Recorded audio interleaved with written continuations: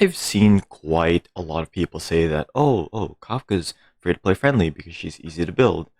And, same things with DOT teams. They're free to play friendly, they don't require crit stats. They run mainly 4-star characters like Sampo, Asta, Luca, and Kafka being the only 5-star required. But if you look deeper, just a little bit, she's not free to play friendly. And let me explain why. Starting off with stats, I noticed this when building Sampo. Well, to cope through Memory of Chaos. Look. Serval? Serval's not great. So yeah, most of my gear that works with most DPS doesn't work with him because I prioritized crit substats over raw attack percent substats. So when you're building Kafka, the gear that you get for her and other DOT are completely incompatible with other DPS that scales off crit stats. And when you look at the team options, 4-star teammates, they seem good, They're easier to get. They require a lot less resources than other 5-stars, and 5-stars, you require a lot of pulling.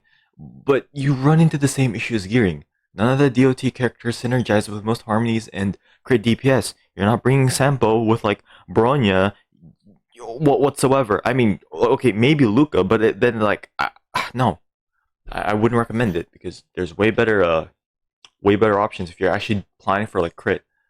And yeah, you run into the inevitable wall of DOT being a niche archetype with niche characters and niche gear.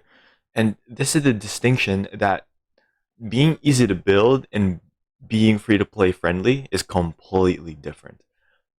In my mind, being free to play friendly is about being as efficient as you can with your resin or trailblazer power by farming gear that works with a lot of characters and building characters that would work with most characters in said gear. And so long as those characters are also well, they work with a lot of other characters, same reason why like a lot of people farmed Emblem of Severed Fate in Genshin.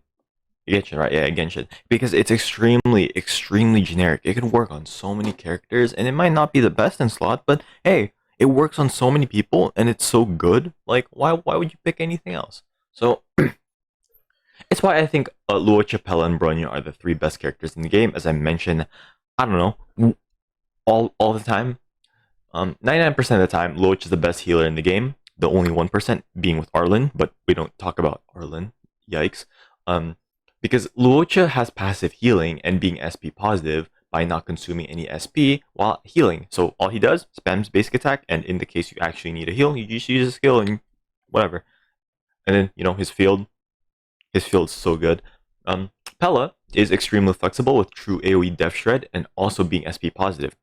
You have to have the shoot, the tutorial mission starts or something. But yeah, Pella always normal attacks, 100% uptime on her Death Shred, incredibly good, way better than Silver Wolf. But no one will tell you or admit to that. Bronya is not SP positive, but in exchange, she allows extra turns, which doubles both damage and energy generation. Now, some characters cannot use Bronya if they have too high of an SP cost, like Dan. I actually wouldn't even recommend like Seal. Oh dear God! But yeah, Bronya's pretty good. But these three characters I mention all the time, they even work together in a team. Like they can support most DPS. Blade, Yanqing, Seal, 4-star Dan if you're broke like me. um, and again, same reason why I farm Wind and Ice set. I literally just mentioned Emblem of Severed Fate, and it's not optimal. But Ice and Wind set also aren't optimal. With the Ice set, the 25% crit damage is not equivalent to best in slot of Quantum and Imaginary set, because Quantum has like 20% Death Shred, best case scenario, and Imaginary set has like 40% crit value for like if you're facing against imaginary enemies. But crit damage that works with most DPS and is extremely accessible by getting crit bonus by using ult, that's extremely easy to do. It's not like a quantum where if you want to get the 20 additional 10% from the base 10% def ignore, I think that's the correct way to say it. You need a quantum enemy, and for imaginary set, you need an enemy to be like imprisoned. So it's like, yeah, they're not generic enough. Um, and by investing more and more into ice gear, I'm able to gear more and more characters without farming gear that is limited to an archetype or damage type. Like like the imaginary set does have like 10% crit rate, which really could be useful, but it requires you to attack debuffed enemies in order to have the crit rate. And some teams might not be able to apply that debuff. And quantum, well, quantum, you always ignore 10% of the enemy defense when you're attacking, but you're kind of stuck with um uh a dead relic set, which is the Guard of Wuthering Snow. Oh man, 8% damage reduction. Oh man, HP HP healing or something. I don't know. Garbage. And like with the ice set, there's like the wind set. The wind set isn't a dead set because it can be used if you prefer speed over like damage as it advances forwards after you use ult or when, I don't know. And it helps with characters like Luocha, Palatinian, and Asta, They want to take as many turns as they can and they're meant to be super fast. And with all of this, I feel like this relates to physical and elemental damage in Honkai Impact 3rd, which I'll abbreviate to HI3.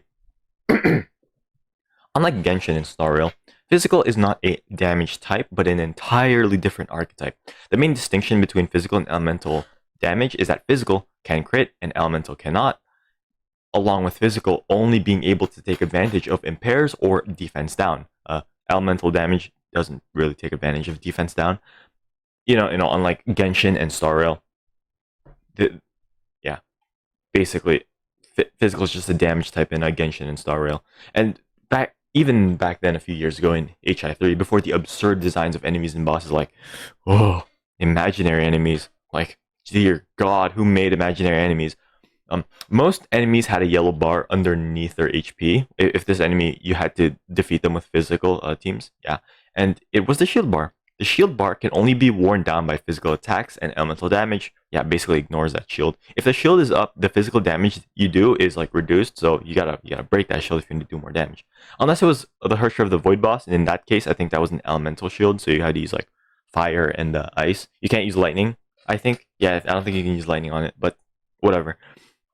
With mechanics being unique to physical, it required physical specific comps, which at the start of the game, from I remember this was like 3-4 years ago, I don't know, maybe even 5, there was Snowy Sniper, Divine Prayer, and Celestial Hymn. None of them, they aren't cohesive physical supports like what we have now with Hersher of Rebirth, Hersher of Sentience, etc., etc. And elemental damage would get its first staple support in like the next few updates with Phoenix, who buffed every elemental damage type, which was fire, lightning, and ice. So you're basically buffing 3 teams with only 1 character, but if you have a physical support, you only buff like 1 team. Yeah. The same can be really said for physical because the only staple support for them was Hersher of Sentience and Hersher of Rebirth. Yes, there's Celestial Hymn, Draft Cometa, and Starlit Astrologos a little bit later on, but they're not true staple physical supports because, CH or Celestial Hymn, couldn't be used as a good support because her SP recovery was incredibly slow with a 125 SP cost, which is actually insane. Like some characters only had like 75, maybe some had 50, maybe some only had like 100. But her SP gen was bad.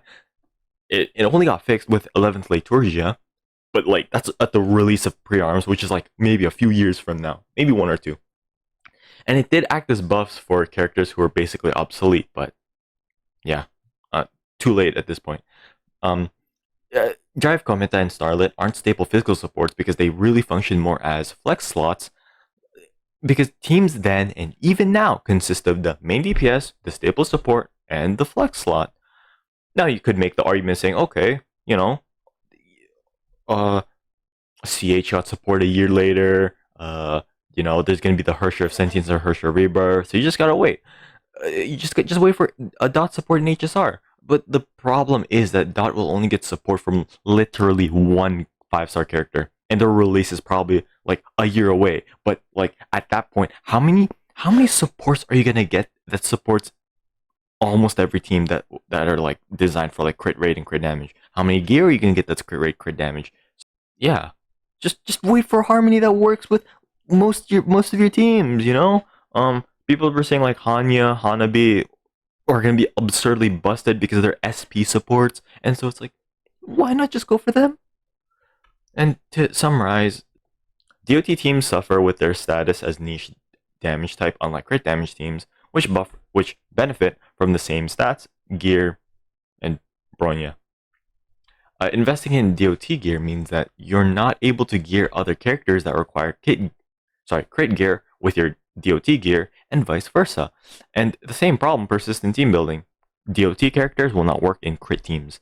The only good support that DOT will get is literally like maybe a year from now, and even then, looking at the big document, that's the only support it's getting. It's not getting any other support. So yeah, if you've made it this far, thanks. See y'all later. Bye.